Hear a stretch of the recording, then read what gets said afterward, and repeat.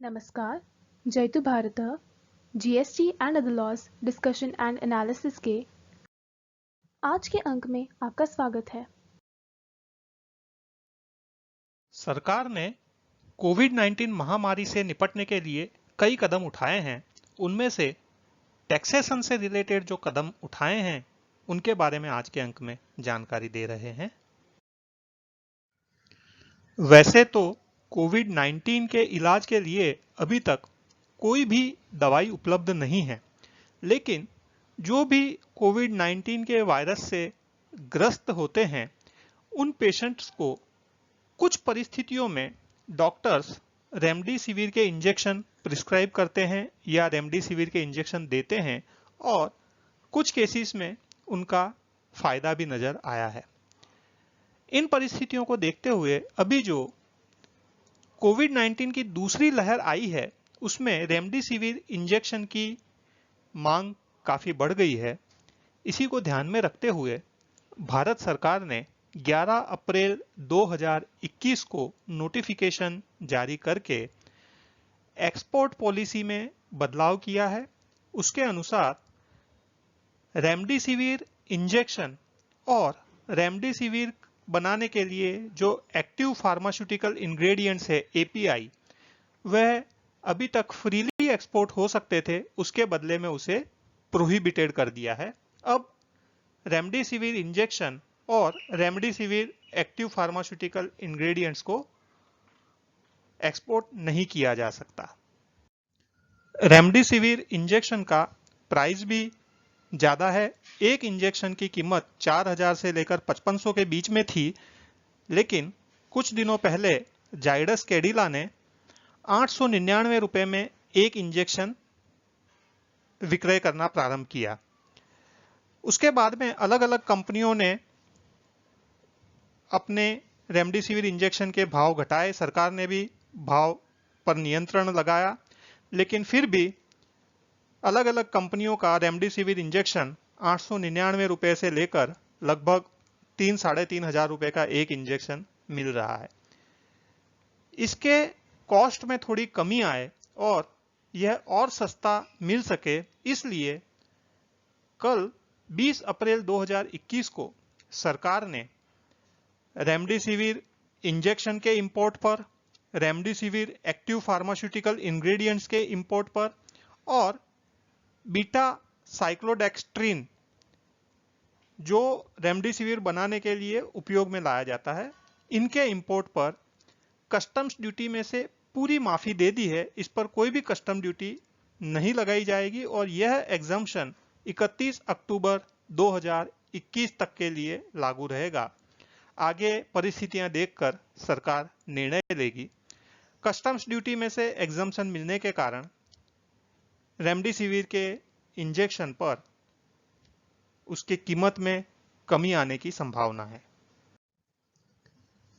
आज honourable finance minister ने remdesivir के बारे में सीआईआई के मेंबर्स के साथ मीटिंग में यह जानकारी दी कि रेमडेसिविर इंजेक्शन बनाने की जो capacity 36 lakh vial per month है, उससे बढ़ाकर 78 लाख वायल पर मंथ की जा रही है।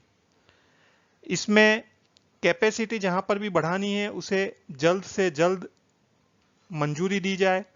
एक्सपोर्ट को रोक ही दिया गया है, जैसे मैंने आपको बताया।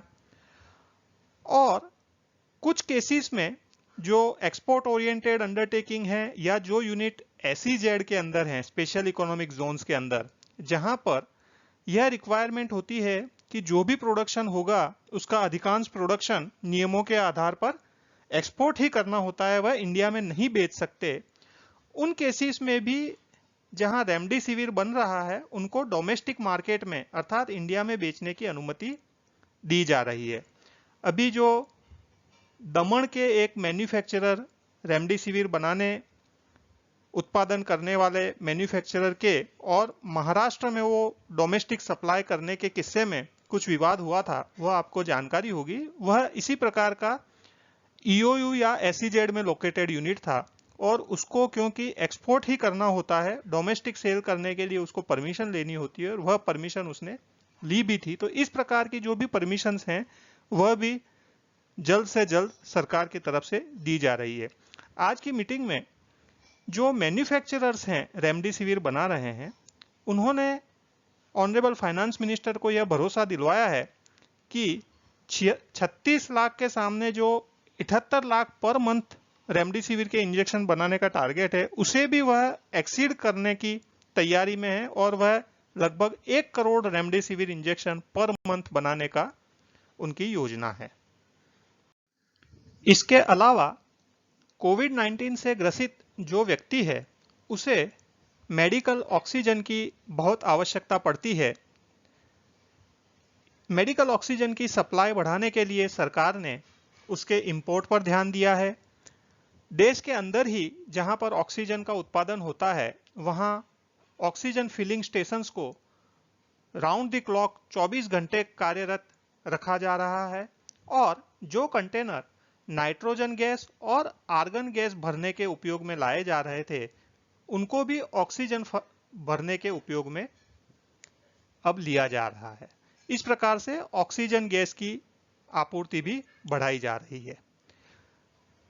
सरकार और खास करके जो डॉक्टर्स हैं हमारे, वे तो नागरिकों के स्वास्थ्य के लिए ध्यान रख ही रहे हैं, उनसे जो भी हो पा रहा है वो कर ही रहे हैं, लेकिन एक जागरूक समझदार नागरिक के रूप में हमारी भी कुछ जिम्मेदारियां हैं। मेरा सभी दर्शकों से यह विनम्र निवेदन है कि हम भी कोविड एप्रोप्रिएट बिहेवियर का पूर्णतया पालन करें। आवश्यकता न हो तो घर से बाहर न निकलें। घर से बाहर जब भी निकलना हो तब मास्क अवश्य पहनें, सोशल डिस्टेंसिंग का ध्यान रखें। सरकार और हमारे डॉक्टर्स हमें इस आपदा में से बचा लेंगे, लेकिन हमें जानबूझकर इस आपदा के गड्ढे में गिरने की कोई आवश्यकता नहीं है।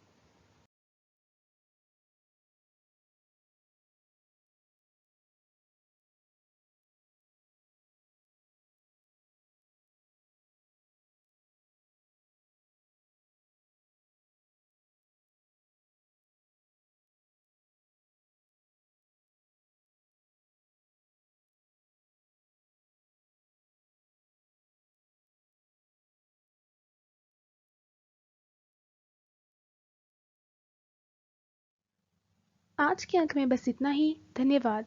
Please like, share and subscribe. आपको और किसी जीएसटी रिलेटेड विषय पर जानकारी चाहिए विशेषतः, तो कमेंट्स में लिख सकते हैं। जय हिंद।